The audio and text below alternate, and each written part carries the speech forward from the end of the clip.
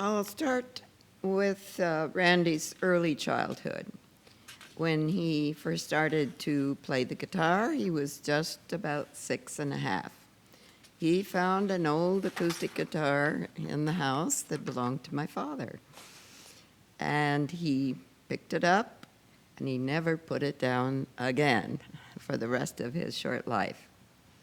He just loved the guitar. So fortunately, because I have a music school, I suggested he start lessons, which he wanted to, of course. And my daughter also started right at the same time. They were just about 7 and 8.5 at that time. My daughter was about 1.5 years older than Randy. So they started taking lessons. In those days, way back then, they called it folk guitar, where the student would learn a few chords and then learn to play a pop tune that was current for the day, and then go on to another one and learn another few chords.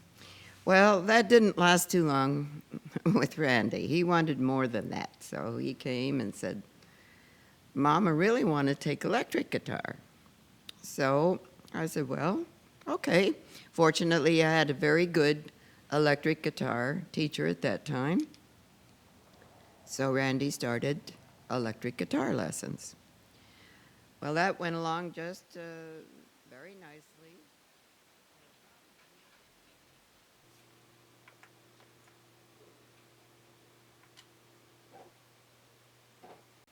Well, the first time I ever met Randy Rhoads was I was staying at the Le Parc Hotel in West Knoll, just off Santa Monica, and I'd just left Sabbath. And a guy called Dan the Strum said he'd got this guitar player. I thought he was just. He looked very young, as I recall. But then when I heard him play, I couldn't believe a guy could play so well, you know. I heard him play, and I was just knocked back how remarkable he was.